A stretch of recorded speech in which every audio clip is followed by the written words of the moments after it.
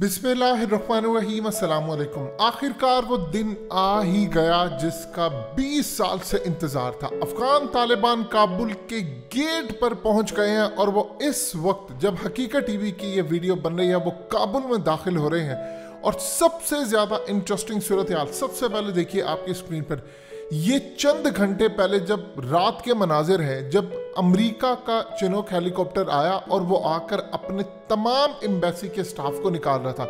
ज़ल्मे खलीलजाद ने अफगान तालिबान से राब्ता किया दोहा में और उनको कहा कि अमेरिका ने धमकी दी है कि हम अपने लोग निकाल रहे हैं, एक भी हमारे एम्बेसी के स्टाफ को किसी वजह से नुकसान हुआ तो भयानक नताइज भुगतना पड़ेंगे। खैर, जब से अमेरिका ने धमकी लगाना शुरू की है, अफगान तालिबान सिवाय हंसने के कुछ नहीं कर सकते, क्योंकि इसकी इतनी औकात ही नहीं है अमेरिका की कि वो किसी को धमकी लगा सके। अब इस वीडियो की अहम डिस्कशन चलती रहेगी, लेकिन इससे पहले आप वीडियो को लाइक करें, हकीकत टीवी को सब्सक्राइब कर लें और बेल आइकन पर ज़रूर क्लिक करें। इस वक्त सूरत हाल ये है, ये मनाजिर आपकी स्क्रीन पर चल रहे हैं, ये अमेरिका का चिनूक हेलीकॉप्टर है। ये बेसिकली वहाँ से अपने लोगों को निकाल रहा है और उनको हंगामी बेसिस के ऊपर ऑर्डर दिए गए हैं कि एम्बेसी के अंदर जितना सेंसिटिव स्टाफ है, जितनी चीज़ें हैं, उनको तबाह करते हुए निकलते जाएं।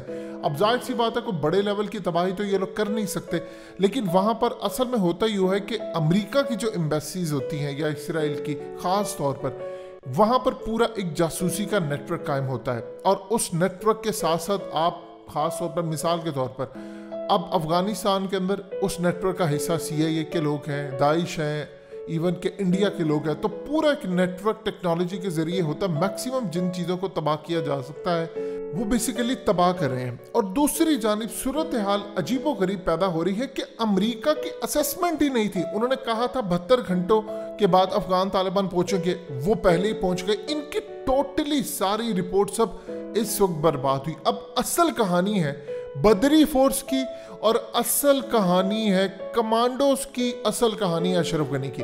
इस वक्त अफगान तालिबान की जो बदरी फोर्स है, जो स्पेशल कमांडोज है, वो काबुल में एंटर हो रहे हैं। अब इस वक्त जो मामला कुछ सामने आए हैं वो ये है कि अशरफ गनी हुकूमत ने, जो उनका सदारती महल है, उसके इर्द गिर्द बहुत ज़्यादा फायरिंग की आवाज़ें आ रही हैं। रशीद दोस्तम इस वक्त फरार हो चुका है, अमरुल्लाह साले इस वक्त फरार हो चुका है और गनी इस वक्त सदारती महल में फंसा हुआ है। आलतो के गनी इस वक्त पूरी तरह रेडी है फ्लाई करने के लिए, चार्टर तैयारी और तमाम चीज़ें उसकी हैं। अब इस वक्त सूरत हाल ये ना पहुंच जाए कि उधर से अफगान तालिबान वहां पर सदारती महल तक उनकी बदरी फोर्स पहुंच जाए, क्योंकि देखिए आप शहर में एक दफ़ा दाखिल हो जाते हैं तो फिर आप किसी भी वक्त एंट्री ले सकते हैं, किसी भी वक्त कुछ हो सकता है। इस वक्त अशरफ गनी किसी भी वक्त अपना जो मैसेज उसने रिकॉर्ड कल करवाया था वो किसी भी वक्त रिलीज कर सकता है और उसके बाद वो अफगान तालिबान को ऑफर कर सकता है कि देखो, असल में अफगान तालिबान ने ये बात कही थी अमेरिका को कि अगर अशरफ गनी रिजाइन कर देता है तो हम ये जंग बंद कर देंगे। अशरफ गनी शायद ये सोच रहा है अगर अफगान तालिबान सदारती महल के बाहर पहुंच जाते हैं तो मैं उसी वक्त रिजाइन कर दूंगा या मैं मैसेज जारी कर दूंगा। लेकिन अफगान तालिबान की अभी तक स्ट्रेटजी किसी को पता नहीं है कि अशरफ गनी को वो आया मैसेज आने के बाद भी, इवन के वीडियो आने के बाद, ऐलान होने के बाद भी वो पकड़ लें, वो छोड़ेंगे कि नहीं छोड़ेंगे, क्योंकि ये ऑफर उन्होंने कब तक दी थी वो बेहतर समझ गया। उनकी स्ट्रेटजी ये है। असल में इस वक्त अफगान तालिबान ने काम ये किया है कि अमेरिका हड़बड़ी में क्यों निकल रहा है, उन्होंने जितने पूरे मुल्क के क्रॉसिंग के जो रास्ते से बॉर्डर के, वो सारे के सारे इस वक्त फतह कर लिए।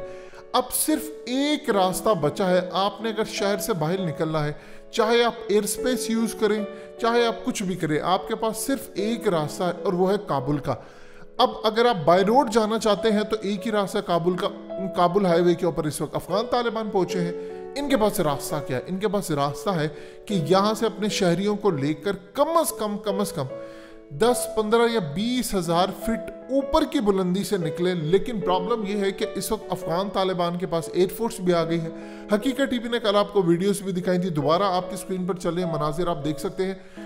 ये असल में अफगान तालिबान ने जो अमेरिका, इंडिया और गनी के हेलीकॉप्टर्स पकड़े थे वो उन्होंने उड़ाने शुरू कर दिए। मिसाइल उनके पास मौजूद है और वो इनको निशाना बना सकते हैं। देखिए, अशरफ गनी और रशीद दोस्तम और अमरुल्लाह साले, ये वो 3 लोग हैं जिनको वो किसी सूरत नहीं छोड़ना चाहते। और बदरी फोर्स इस वक्त जो स्पेशल कमांडोज है उसको तैयार ही इसलिए किया था। ये बिल्कुल अमेरिका के नेवी सील या रशिया के स्पेशल कमांडोज या पाकिस्तान के एसएससी कमांडोज की तरह है।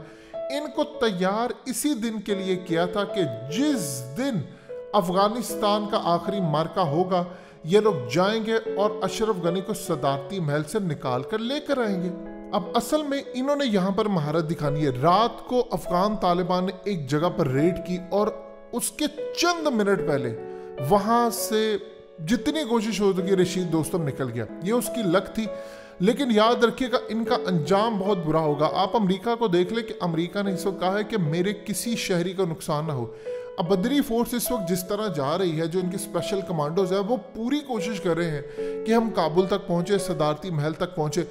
असल में सूरत हाल ये है कि अफगान तालिबान की स्ट्रेटजी बड़ी आला रही। जो काबुल के अंदर सिक्योरिटी है इस वक्त उनका राब्ता अफगान तालिबान के साथ है और सिक्योरिटी उनको बता रही है क्या सूरत, यानी सिर्फ चंद मिनटों घंटों की देर बाकी रह गई है। ये आखिरी जो 48 घंटे हैं ये आपको बताएंगे कि अफगानिस्तान में होने क्या जा रहा है। अफगान तालिबान ने कहा है कि जितना प्रोपेगेंडा हमारे खिलाफ हो रहा है कि हम छोटी लड़कियों से शादी करवा रहे हैं, ये सारे का सारा झूठा इस वक्त प्रोपेगेंडा चल रहा है। इंडिया पहले भाग गया। देखिए सबसे ज्यादा अगर इस पूरे खेल में कोई अक्लमंद निकला है तो वो इंडियंस निकले हैं। अजीत डोवल आज से चंद महीने पहले काबुल के अंदर मौजूद था और कह रहा था अपनी फौजें भेजनी है। अब वो गनी का फोन तक नहीं उठा रहे। उनको पता है कि अब सूरत हाल क्या। और दूसरा, सुहेल शाहीन ऑलरेडी धमकी दे चुके हैं कि अगर इंडिया ने यहाँ पर कोई ऐसी हरकत करने की कोशिश की तो भारी कीमत चुकाना पड़ेगी। इस वक्त असल मामला रह गया अशरफ गनी का। अशरफ गनी की जान बच पाएगी या नहीं ये 50-50 है। अगर वो अफगान तालिबान के हाथ में आ गया तो फिर याद रखिएगा भयानक नताइज भुगतना पड़ेंगे। और इस वक्त सूरत हाल ये है कि अशरफ गनी अपनी डील के चक्कर में अपनी जान इसको गंवा रहे हैं। लास्ट उसके पास मोमेंट है कि वो यहाँ से तैयारे के जरिए या अमेरिका के मिलिट्री प्लेन। देखिए इस वक्त सूरत हाल ये है कि किसी को नहीं पता था कि अफगान तालिबान इतनी तेजी से आ जाएंगे। अब अमेरिका का मिलिट्री प्लेन वहां पर जाएगा, वहां पर पहले वो अशरफ गनी को बचाए या अपने लोगों को बचाए। उसके लिए अशरफ गनी से ज्यादा अहम उसके अपने लोग हैं। सो इस पूरे खेल के अंदर अशरफ गनी की जान इस वक्त बिल्कुल आप समझ लीजिए आखिरी दमों पर है। या तो अशरफ गनी भाग जाएगा या पकड़ा जाएगा, जिसके चांसेस 50-50 हैं। इवन के अगर अफगान तालिबान ने अशरफ गनी के मामला दो चीजें हैं। अगर वहां पर सिक्योरिटी फोर्सेस के साथ जो राब्ते में उनको कह दिया कि आपने अशरफ गनी का तैयारा नहीं उड़ाना, या अपने जो जहाज हैं हेलीकॉप्टर्स हैं वो उड़ाकर काबुल के ऊपर सदारती महल पर ले आए और अशरफ गनी यहाँ से उड़े और उसको वो मिसाइल मार दे, तो फिर क्या सूरत हाल होगी।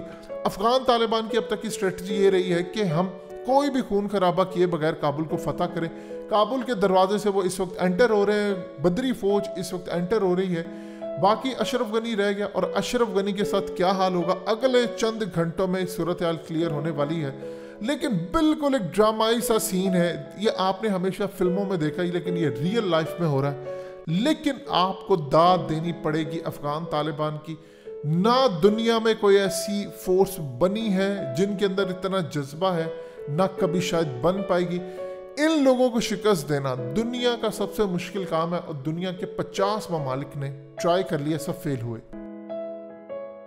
हकीकत टीवी को सब्सक्राइब करना मत भूलें, वीडियो को लाइक करें, शेयर करें और कमेंट सेक्शन में अपनी राय का इजहार जरूर करें।